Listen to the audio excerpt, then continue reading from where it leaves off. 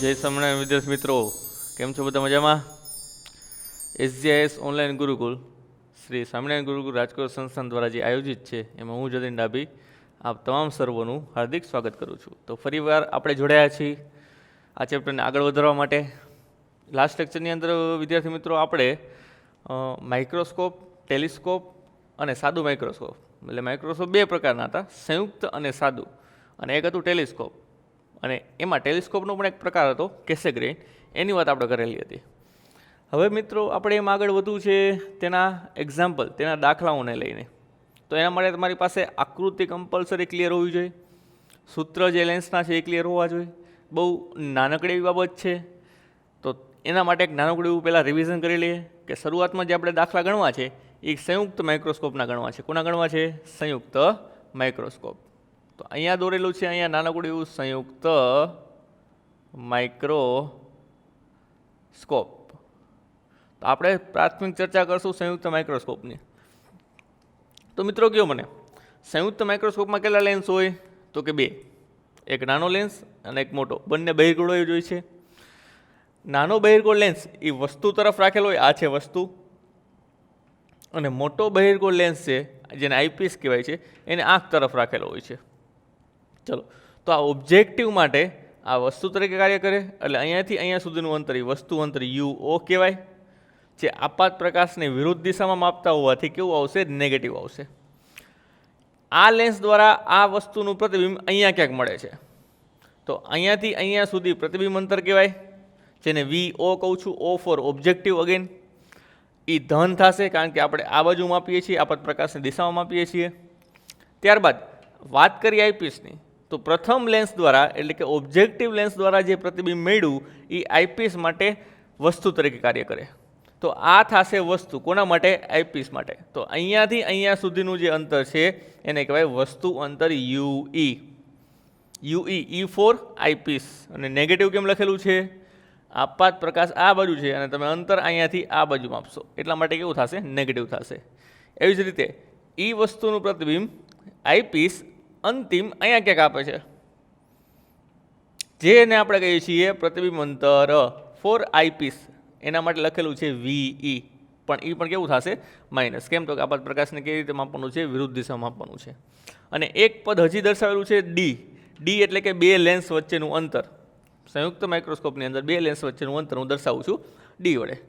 હવે જો માઇક્રોસ્કોપની ગોઠવણી વ્યવસ્થિત એટલે કે સાદી સિમ્પલ હોય તો અંતિમ પ્રતિબિંબ અંતર કમ્પલસરી 25 સેન્ટીમીટર અંતર મળશે. કેટલું આવશે? 25 સેન્ટીમીટર.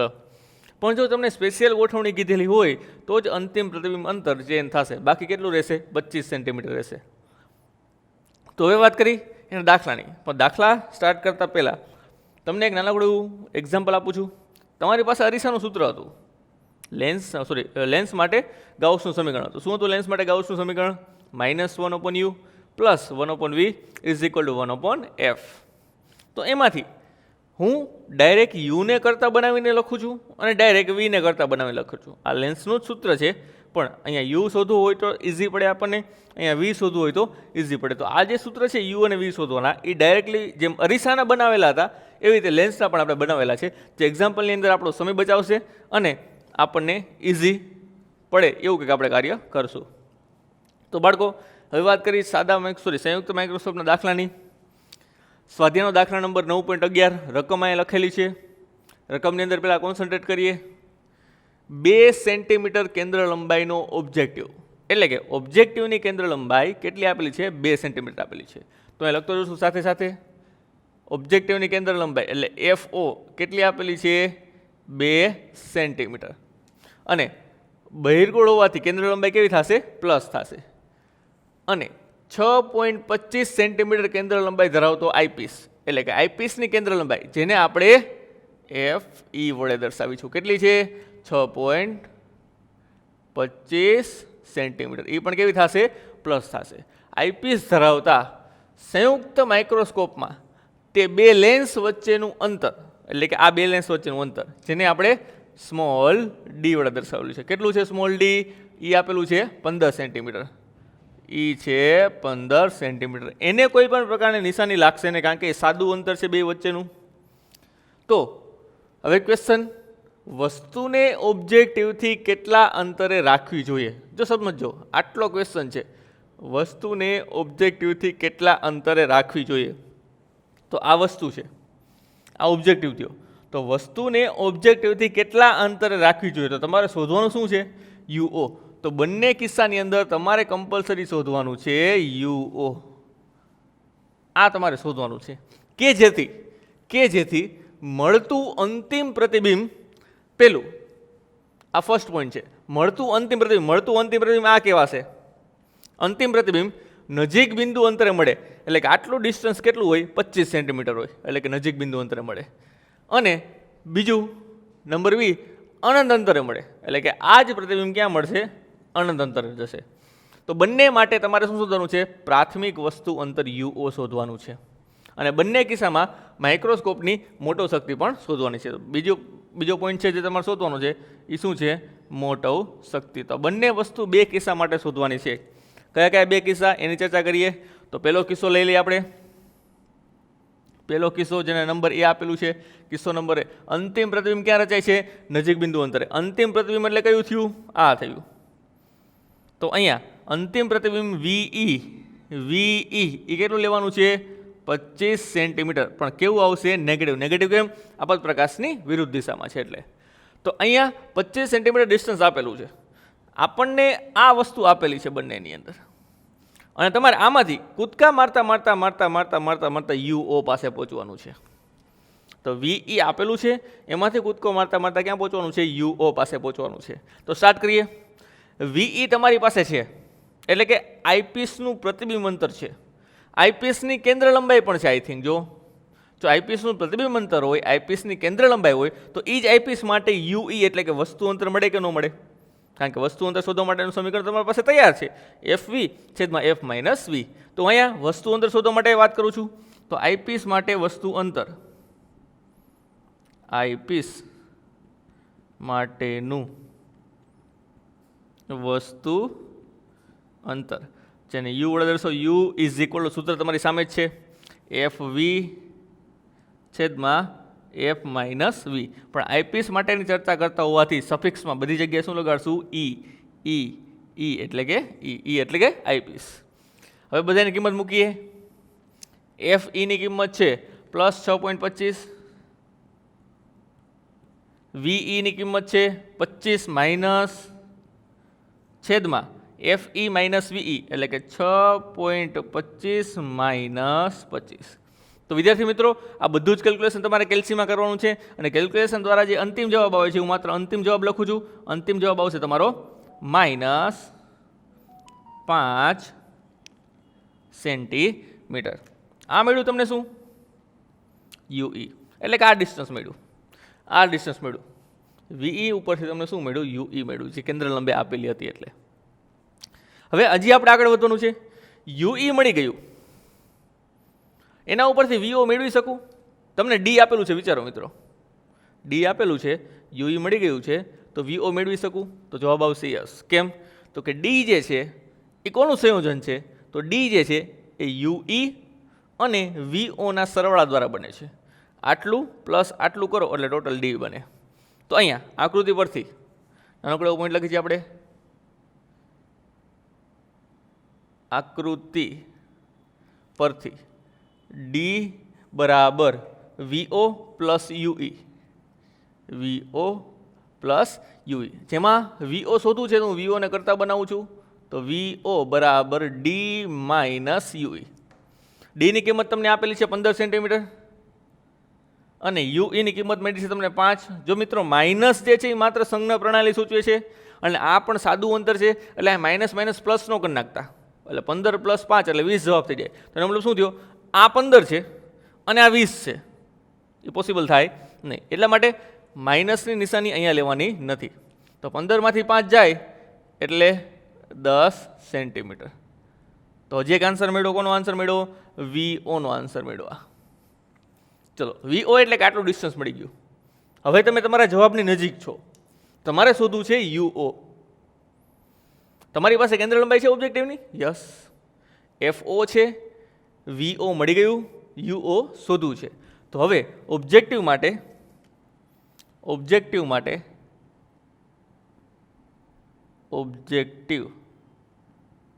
માટેનું વસ્તુ અંતર જે આપણે શોધવાનું હતું એના માટે પાછું યુ વાળું સૂત્ર વાપરશું. જે આપણે યુ શોધવું છે અગેન, તો યુનું સૂત્ર થશે યુ બરાબર એફ ઇન્ટુ વી છેદમાં એફ માઇનસ વી. પણ આ ઓબ્જેક્ટિવ માટે હોવાથી બધી જગ્યાએ શું લખશું? ઓ અને ઓ એટલે શું? ઓબ્જેક્ટિવ. હવે એફઓ વીઓ એ બેની કિંમત મૂકીશું ઉપર નીચે બે જગ્યાએ. એફઓની કિંમત છે તમારી પાસે 2 સેન્ટીમીટર, તો 2. વીઓ મળી ગયું છે 10 છેદમાં એફઓ એટલે 2 માઇનસ 10. તો જ્યારે તમે આનું કેલ્ક્યુલેશન કરશો બાળકો, ઇઝી છે કેલ્ક્યુલેશન, તો વીઓનો જવાબ તમને યુઓનો જવાબ પણ ડાયરેક્ટલી મળી જશે. યુઓનો જવાબ આવશે -2.5 સેન્ટીમીટર. ચલો, તો આ મળી ગયું યુઓ. આન્સર નંબર 1 આ મળી ગયો, આન્સર નંબર 1. જે તમારી વસ્તુ અંદર યુ શોધવાનું હતું યુઓ. હજી કંઈક મિત્રો શોધવાનું બાકી છે. શું છે? મોટવ શક્તિ. ચલો વાત એની કરીએ હવે. સંયુક્ત માઇક્રોસ્કોપની મોટવ શક્તિ. ચલો, મોટવ શક્તિનું સૂત્રનું થોડુંક બદલાવું છું હવે. એમ ઇઝ ઇક્વલ ટુ, મને એટલે ખબર પડે કે એમ ઇઝ ઇક્વલ ટુ MO ગુણ્યા ME થાય. કારણ કે આઈપીસ અને ઓબ્જેક્ટિવનું સંયોજન થશે. જ્યારે લેન્સનું સંયોજન હોય ત્યારે બંનેની મોટવણીનો શું થાય? ગુણાકાર થાય. એ વસ્તુ મને ખબર છે. તો અહીંયા હું લખી શકું MO ગુણ્યા ME. MO એટલે ઓબ્જેક્ટિવની મોટવણી અને ME એટલે કે આઈપીસની મોટવણી છે. તો MO ઓબ્જેક્ટિવની મોટવણી. અહીંયા મોટવણીનું સાદું સૂત્ર લખું છું, વસ્તુ અંતર છેદમાં પ્રતિબિંબ અંતર એટલે V/U. અને ME એટલે કે આઈપીસની મોટવણી. તો વિદ્યાર્થી મિત્રો, થિયરીમાં પણ વાત કરેલી હતી કે અહીંયા આઈપીસ જે છે એ સંયુક્ત માઇક્રોસ્કોપ તરીકે કાર્ય કરે છે, અને સાદા માઇક્રોસ્કોપ તરીકે કાર્ય કરે છે. અને જો આઈપીસ સાદા માઇક્રોસ્કોપ તરીકે કાર્ય કરતું હોય તો એની મોટવણી આપણને ખબર છે 1 + D/ શું થાય? F થાય. પણ આઈપીસ હોવાથી શું લખું છું? FE લખું છું. તો મિત્રો, અહીંયા એક્ઝામ્પલની અંદર હું આવું કંઈક સૂત્ર વાપરીશ. કોનું? મોટવ શક્તિનું. ચલો, હવે આપણે આ સૂત્ર યાદ રાખીશું અને મોટાભાગના દાખલામાં સંયુક્ત માઇક્રોસ્કોપના દાખલાની અંદર આપણે આ જ સૂત્રનો ઉપયોગ કરીશું અને આના ઉપરથી આપણે શોધીશું મોટવણી. ચલો, કિંમત મૂકીએ. તો M બરાબર VO તમને ક્યાંક મળી ગયું છે 10. UO મળી ગયું છે 2.5. 1 + D 25 અને FE આપેલું છે 6.25. વિદ્યાર્થી મિત્રો, મોટવણી જે છે ધન મળે છે એટલા માટે તમારે માઇનસ નિશાની ક્યાંય લેવાની નથી. બધેની માત્ર શું લેવાની છે? કિંમત લેવાની છે. તો બધું કેલ્ક્યુલેશન કરશો ત્યારે અંતિમ જવાબ જે આવશે મોટવણીનો એ શું આવશે? 20 આવશે. શું આવશે? 20. તો આ તો તમારો આન્સર નંબર 2. Answer number 2. પણ હજી આ માત્ર પહેલા કિસ્સાની વાત થઈ. હજી આપણે બીજા કિસ્સાની વાત કરવાની તો બાકી છે. ચલો, બીજા કિસ્સાની વાત કરીએ. કિસ્સો નંબર B. એમાં અંતિમ પ્રતિબિંબ ક્યાં મળે છે? અનંત અંતરે. એટલે કે આ પ્રતિબિંબ ક્યાં મળે છે? અનંત અંતરે મળે છે. એટલે લખીએ કે VE જે છે એ શું છે? ઇન્ફિનિટિવ છે. તો આ કિસ્સામાં VE કેટલું આપેલું છે? ઇન્ફિનિટિવ આપેલું છે. તો જ્યારે અંતિમ પ્રતિબિંબ અનંત અંતરે મળે ત્યારે વિચારી લ્યો, આ લેન્સ માટે આ વસ્તુ કઈ જગ્યાએ રહેલી હશે? થોડુંક વિચારો. જ્યારે અંતિમ પ્રતિબિંબ અનંત અંતરે મળે ત્યારે આ લેન્સ માટે આ વસ્તુ કઈ જગ્યાએ રહેલી હશે? વિચારો થોડો ફટાફટ. તો જવાબ તમારી પાસે આવશે કે આ જે વસ્તુ છે એ ક્યાં રહેલી હશે? મુખ્ય કેન્દ્ર F ઉપર રહેલી હશે. કે જ્યારે આ વસ્તુને આ લેન્સના મુખ્ય કેન્દ્ર પર મૂકવામાં આવે ત્યારે તેનું પ્રતિબિંબ ક્યાં રચાશે? અનંત અંતરે રચાશે. તો આના ઉપરથી તમને ડાયરેક્ટલી મળે કે જો VE = ઇન્ફિનિટી હોય તો UE થશે FE. કારણ કે આ જો મુખ્ય કેન્દ્ર હોય તો અહીંયાથી અહીંયા સુધીનું ડિસ્ટન્સ એ કેન્દ્ર લંબાઈ જેટલું હોય. તો જે વસ્તુ અંતર જે છે એ શું બનશે? કેન્દ્ર લંબાઈ બનશે. તો UE = શું બનશે? FE. અને FE ની કિંમત તમારી પાસે છે 6.25 સેન્ટીમીટર. પણ કેવું લેવાનું છે? માઇનસ. શું કામ? UE કેવું છે? નેગેટિવ છે. તો બાળકો, UE = FE = -6.25. એટલે કે આવું હોય તો તમે આવું કન્સિડર કરી શકો. ચલો, UE તો મળી ગયો. એટલે તમારે આટલી ગણતરી જે પહેલાંમાં કરવી પડી હતી એ અહીંયા નહીં કરવી પડે. બાકીની પ્રોસેસ જે છે સેમ ટુ સેમ છે. તો હવે વાત કરીએ આકૃતિ પરથી.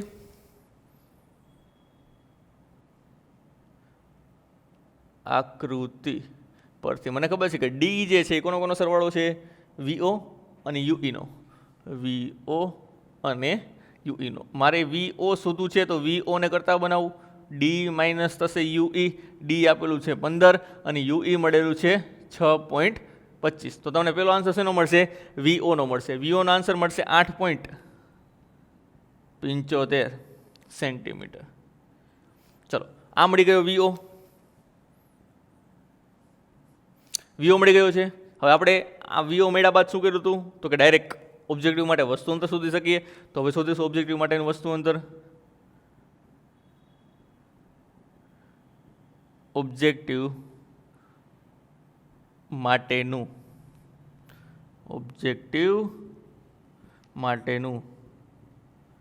વસ્તુ અંતર. ચલો ઓબ્જેક્ટિવ માટેનું વસ્તુ અંતર ડાયરેક્ટ યુનું સમીકરણ છે, ડાયરેક્ટ યુ ઉપાડશું આપણે.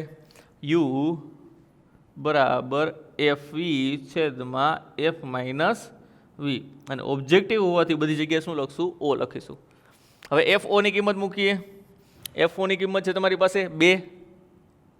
વી ઓની કિંમત અહીંયા 8.75 છેદમાં એફ ઓ 2 માઇનસ 8.75. તો અહીંયા પાછું તમારે કેલ્ક્યુલેશન કરવાનો વારો આવ્યો.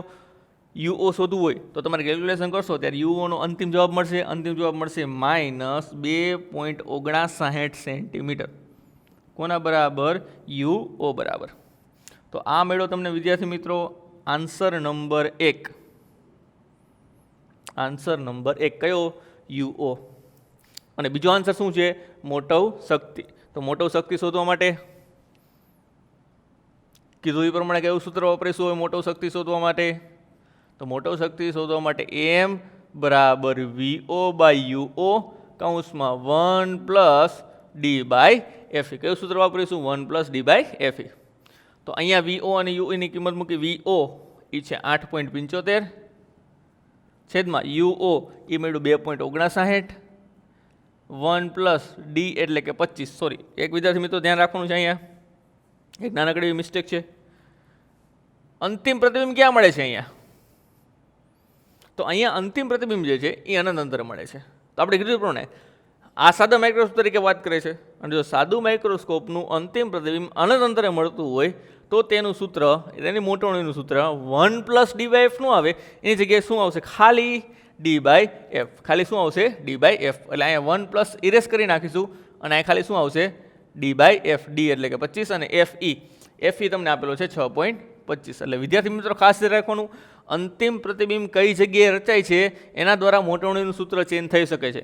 અંતિમ પ્રતિબિંબ 25 સેન્ટીમીટર અંતર રચાય તો આ જે સાદું માઇક્રોસ્કોપ છે આ સાદા માઇક્રોસ્કોપની મોટવણીનું સૂત્ર થશે 1 + ડી બાય એફ. જ્યારે અંતિમ પ્રતિબિંબ આના દ્વારા અનંત અંતરે રચાય તો આનું સૂત્ર થશે ખાલી ડી બાય એફ. તો અહીંયા આવશે ખાલી ડી બાય એફ. જ્યારે તમે આ કેલ્ક્યુલેશન કરશો બાળકો ત્યારે મોટવણીનો જવાબ આવશે 13.5. આ તો આન્સર નંબર 2. તો દાખલો થોડોક લેન્ધી છે વિદ્યાર્થી મિત્રો, અઘરો નથી. એકદમ સિમ્પલ સૂત્ર દ્વારા વાત કરેલી છે પણ થોડોક દાખલો કેવો છે? લેન્ધી છે.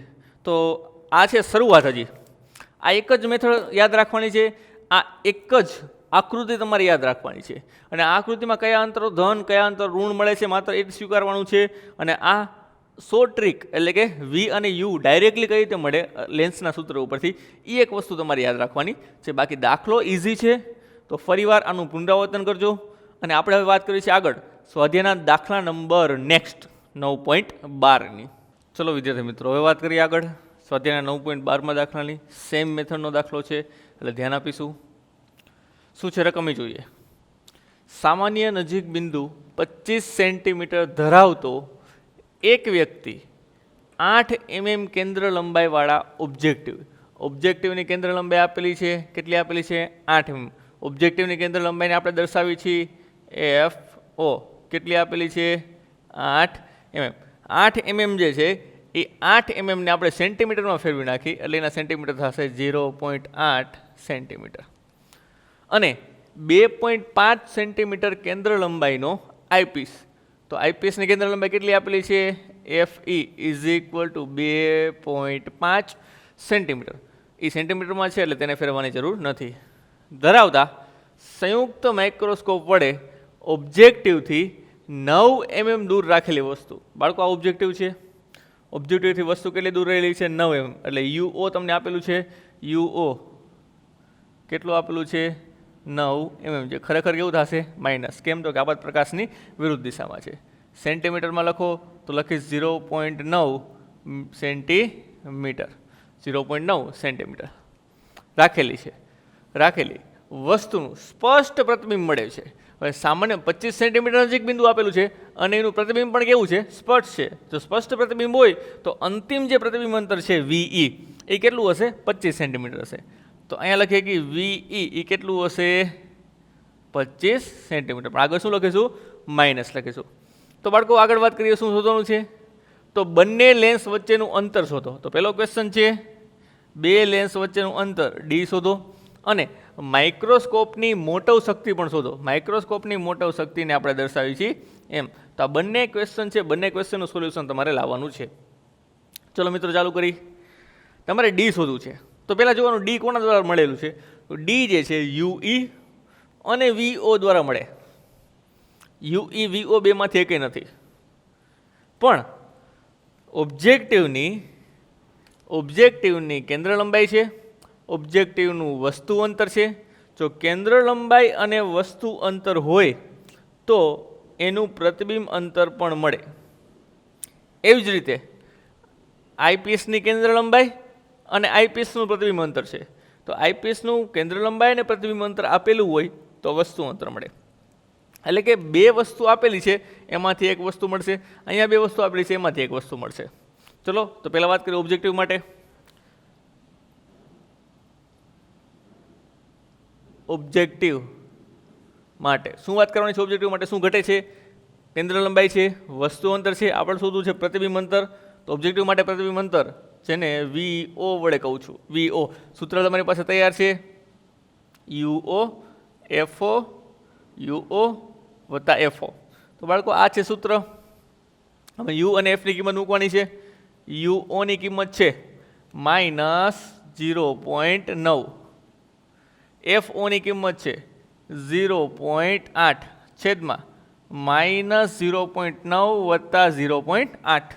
તો છેલ્લે તમારે જે VO શોધવાનો છે એ VO ની કિંમત અંતિમ કેલ્ક્યુલેશન બાદ જવાબ આવશે 7.2 સેન્ટીમીટર.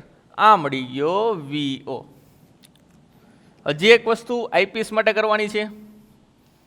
ચલો આ બે ઉપરથી VO મળ્યો તો આ બે ઉપરથી UE મળશે. તો હવે વાત કરીશું આઈપીએસ માટે. આ જ રીતે આઈપીએસ માટે UE શોધવાનું છે એટલે વસ્તુ અંતર શોધવાનું છે. તો વસ્તુ અંતરનું સમીકરણ UE is equal two FE VE છેદમાં FE માઇનસ VE. ચલો FE અને VE ની કિંમત તમને આપેલી છે. FE ની કિંમત આપેલી છે 2.5. VE ની કિંમત છે તમારી પાસે -25 છેદમાં FE એટલે કે 2.5 માઇનસ થઈ જશે +25. VE -25 માઇનસ શું થઈ જશે? +25. તો આનું જ્યારે કેલ્ક્યુલેશન કરશો બાળકો ત્યારે આ માઇનસ નથી, ખાલી UE છે. UE બરાબર જે અંતિમ જવાબ આવશે એ આવશે -2.27 સેન્ટીમીટર. તો આ મળી ગયું UE. તો VO મળી ગયું, UE મળી ગયું. VO અને UE મળી જાય તો બે લેન્સ વચ્ચેનું અંતર D પણ મળી જાય. તો અહીં લખીશું બે લેન્સ વચ્ચેનું અંતર. બે લેન્સ વચ્ચેનું અંતર સ્મોલ d બરાબર VO પ્લસ UE. VO મળ્યો 7.2 વત્તા UE મળેલું છે 2.27. આનો સરવાળો તો આપણને ઇઝી પડે. 9.47 સેન્ટીમીટર. તો આ મળી ગયો આન્સર નંબર 1. બે લેન્સ વચ્ચેનું અંતર. આ છે આન્સર નંબર 1 એટલે કે બે લેન્સ વચ્ચેનું અંતર. હજી કંઈક શોધવાની છે. શું શોધવાની છે? મોટવ શક્તિ પણ શોધવાની છે. તો તો માઇક્રોસ્કોપની મોટો શક્તિનું સૂત્ર તમને લાસ્ટ દાખલાની અંદર શીખવાડેલું બાળકો, કયું સૂત્ર લેવાનું? એમ ઇઝ ઇક્વલ ટુ MO ગુણ્યા ME. MOની જગ્યાએ લખવાનું VO બાય UO અને MEની જગ્યાએ લખવાનું 1 પ્લસ D/F. અહીંયા ખાલી D/F નહીં લખવું પડે, કારણ કે જે અંતિમ પ્રતિબિંબ જે છે, અંતિમ પ્રતિબિંબ એ ક્યાં મળે છે? સ્પષ્ટ મળે છે. અહીંયા લખેલું વસ્તુનું પ્રતિબિંબ સ્પષ્ટ મળે છે, એટલે કે નજીક બિંદુ અંતરે મળતું હશે. એટલે ખાલી આપણે 1 પ્લસ D/F લખવાનું છે, ખાલી D/F લખવાનું નથી. VOની કિંમત છે 7.2. UOની કિંમત તમને આપેલી છે -0.9, એટલે આપણે લખીશું +0.9. 1 પ્લસ Dની કિંમત 25 અને FEની કિંમત જે છે એ આપેલી છે 2.5. આનું કેલ્ક્યુલેશન મળી જાય છે. આનો જવાબ આવશે લગભગ 8 અને આનો જવાબ આવશે લગભગ 11, એટલે કે 88.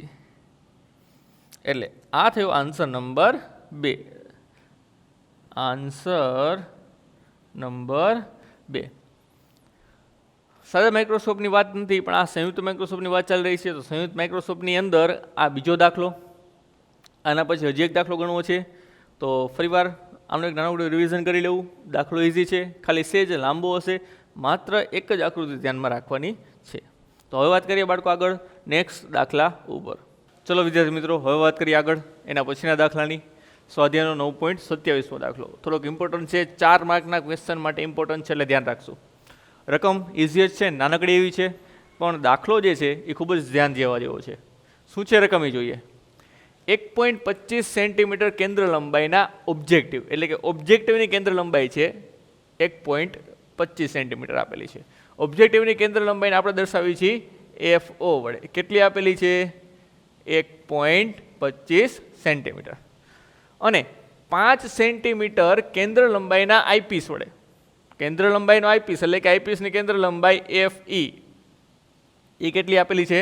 5 સેન્ટીમીટર આપેલી છે. આઈપીસ વડે 30 ગણી કોણીય મોટવણી મેળવવા માટે. જો બાળકો 30 ચોકડી નથી, 30 ગુણ્યા નથી, 30 ગણી.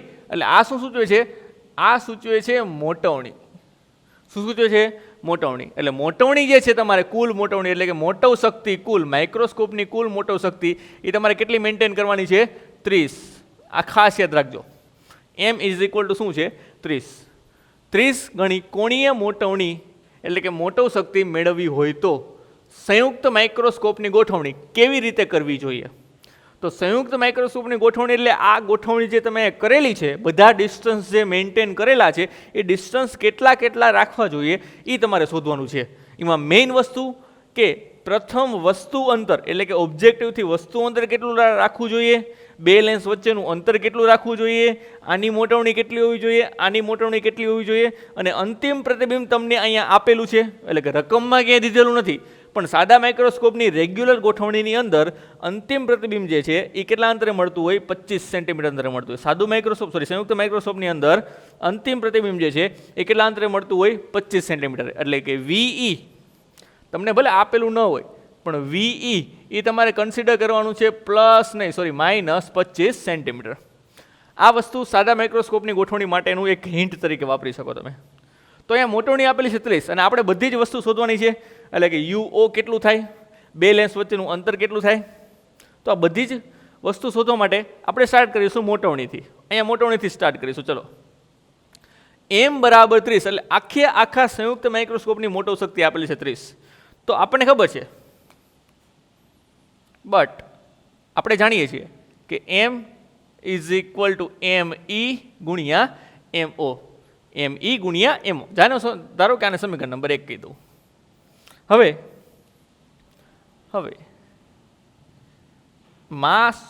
M ઓફ E એટલે કે આઈપીસની મોટવણી. તો વિદ્યાર્થી મિત્રો યાદ કરો, આઈપીસ જે છે એ ખરેખર સાદા માઇક્રોસ્કોપ તરીકે વર્તે છે.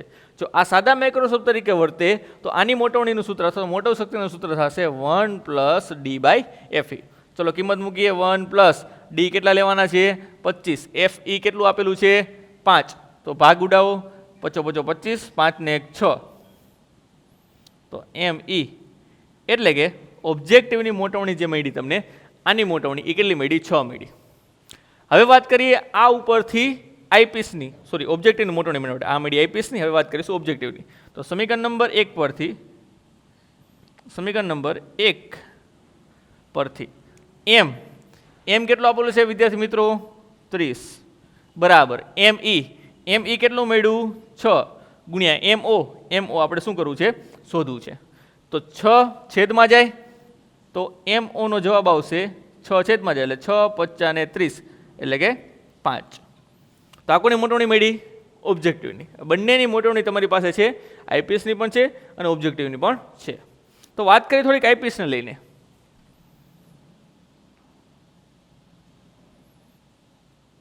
આઈપીએસની મોટવણી શું છે આઈપીએસની મોટવણી ઓબ્જેક્ટિવની વાત કરવી છે ઓબ્જેક્ટિવની મોટવણી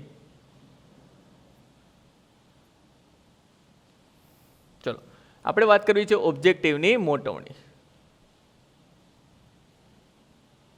ઓબ્જેક્ટિવની મોટવણી એમઓ કેટલી આપેલી છે 5 વળી એમઓ એટલે કે ઓબ્જેક્ટિવની મોટવણી બરાબર આવું પણ લખી શકું v/u ઓ અને ઓ ચલો આમાંથી હું વીને કરતા બનાવું વીઓ ઇઝ ઇક્વલ આવું થાય 5 યુઓ વીને કરતા બનાવો બાળકો વીઓ ઇઝ ઇક્વલ શું થાય 5 યુઓ સરળતા ખાતર આગળ જે છે હું માઇનસ લઉં છું માઇનસ શું કામ તો યુ જે છે યુઓ એ ખરેખર કેવા હોય માઇનસ હોય ઈ માઇનસ અને આ માઇનસ પ્લસ થઈ જાય એટલા માટે આપણે વીઓ કેવું લેવાનું છે માઇનસ કારણ કે વીઓની કિંમત હંમેશા કેવી હોય છે પ્લસ લેવાની હોય એટલા માટે આગળ શું લખી છે આપણે માઇનસ લખી છીએ તો બાળકો અહીંયા વાત કરીએ હવે આના ઉપરથી આપણે જે વી જે છે એને કન્વર્ટ કરી નાખેલું યુમાં તો હવે આપણા માટે જે અરીસાનું સૂત્ર છે લેન્સનું સૂત્ર છે લેન્સ માટે ગાઉસનું સમીકરણ તો લેન્સ માટે જે ગાઉસનું સમીકરણ છે એમાંથી જે આપણે સાદું એવું સમીકરણ આપણે લખીએ છીએ પહેલાં તો -1/u + 1/v is equal to 1/f objective માટે વાપરું છું એટલે વીઓ યુઓ અને એફઓ ચલો વાત કરીએ યુઓ -યુઓ વીઓની કિંમત મૂકવાની છે અહીંયા માઇનસ આવશે plus minus 1/5 U O is equal to 1/fo ચલો આમાંથી હું માઇનસ કોમન કાઢી લઉં છું તો અહીંયા વધશે 1/uo વત્તા 1/5 U O is equal to 1/fo ચલો લસા લઈએ તો માઇનસ અહીંયા 5 અને 1 આ 5 અહીંયા 1 અહીંયા એટલે કે ટોટલ કેટલા થશે 6 અને છેદમાં 2 નો ગુણાકાર 5 યુઓનો square is equal to 1/f એક યુઓ કેન્સલ થશે એટલે શું વધશે 6/5 આમાં હું ડાયરેક્ટ યુઓને કરતાં બનાવું છું તો યુઓ એ સામે જશે 6 એફ એની સાથે ગુણાશે અને છેદમાં આવશે 5 અને આગળ આવશે માઇનસની નિશાની તો બધાની કિંમત મૂકી હવે યુઓ બરાબર -6 ગુણ્યા એફઓ રાખવાનું છે એફઓ તો એફઓ તમને આપેલું છે 1.25 છેદમાં 5 આનો જવાબ તો તમને આવડે છે આનો જવાબ અંતિમ જે છે યુઓનો જવાબ એ આવશે -1.5 સેન્ટીમીટર ચલો યુઓ મળી ગયો તો સમીકરણ નંબર 1 અહીંયા 2 આપી દે ચલો સમીકરણ નંબર 2 ઉપાડો સમીકરણ નંબર 2 પરથી આમાંથી વીઓ પણ મળી જાય વીઓ બરાબર -5 યુઓ કેટલા મળ્યા -1.5 એટલે આ ટોટલ જવાબ આવશે 15 50 75 એટલે પ્લસ 7.5 સેન્ટીમીટર તો આ મળી ગયો વીઓ ચલો તમારી પાસે હવે યુઓ પણ છે વીઓ પણ છે બે લેન્સ વચ્ચેનું અંતર નથી એ શોધવું હોય તો યુઈ ઘટે છે તો હવે વાત કરશું યુઈ શોધવા માટેની એટલે કે ઓબ્જેક્ટિવ માટે આઈપીસ માટે વસ્તુ અંતર યુ શોધવું છે તો યુનું સમીકરણ યુ બરાબર એફ ઇન્ટુ વી છેદમાં એફ માઇનસ વી આઈપીસ માટે હોવાથી ઈ અને ઈ ચલો તો એફ ઈ તમને રકમની અંદર આપેલું છે 5 વી તમારે 25 લેવાનું છે છેદમાં 5 - 25 આનો પણ કેલ્ક્યુલેશન કરતા ફાવે હવે તમને યુઈની કિંમત મેળવવી હોય તો આના દ્વારા યુઈની કિંમત મળશે -4.17 સેન્ટીમીટર તો આ મળી ગયું વિદ્યાર્થી મિત્રો UE. તો હવે તો બે લેન્સ વચ્ચેનું અંતર કહી શકો ને તમે. તો હવે બે લેન્સ વચ્ચેનું અંતર, બે લેન્સ વચ્ચેનું અંતર D બરાબર VO પ્લસ UE. VO મળેલું છે 7.5 અને UE મળેલું છે 4.17. કરો બેનો સરવાળો તો જવાબ આવશે 11.67 સેન્ટીમીટર. તો આ થઈ ગયું બે લેન્સ વચ્ચેનું અંતર. તો મેઇનલી બાળકો આ દાખલાની અંદર તમારે બંનેની સંયુક્ત મોટવણી એટલે કે અલગ અલગ રીતે મોટવણી શોધવાની છે, બેઝિક વસ્તુ અંતર શોધવાનું હતું અને બે લેન્સ વચ્ચેનું શું શોધવાનું હતું? વસ્તુ અંતર, બે લેન્સ વચ્ચેનું અંતર શોધવાનું હતું આપણે. તો જે ટીક માર્ક કરેલા છે એ વસ્તુ આપણે જનરલી વધારે શોધવાની હતી, એ આપણા માટે વધારે ઇમ્પોર્ટન્ટ હતી. તો વિદ્યાર્થી મિત્રો આ જે 3 દાખલા કર્યા આપણે એ હતા સંયુક્ત માઇક્રોસ્કોપના. હવે જે આપણે દાખલા કરશું આગળ એ આવશે સાદા માઇક્રોસ્કોપના. ત્યાં સુધી આનું રિવિઝન કરશું અને આમાં જો કોઈ પણ પ્રોબ્લેમ હોય તો નીચે કોમેન્ટમાં આપણે જણાવશું કે સર આ જગ્યાએ પ્રોબ્લેમ છે, તો જેનું આપણે સોલ્યુશન આપી શકીએ. તો ત્યાં સુધી મળીએ નેક્સ્ટ લેક્ચરમાં. આવજો બાળકો. જય સ્વામિનારાયણ.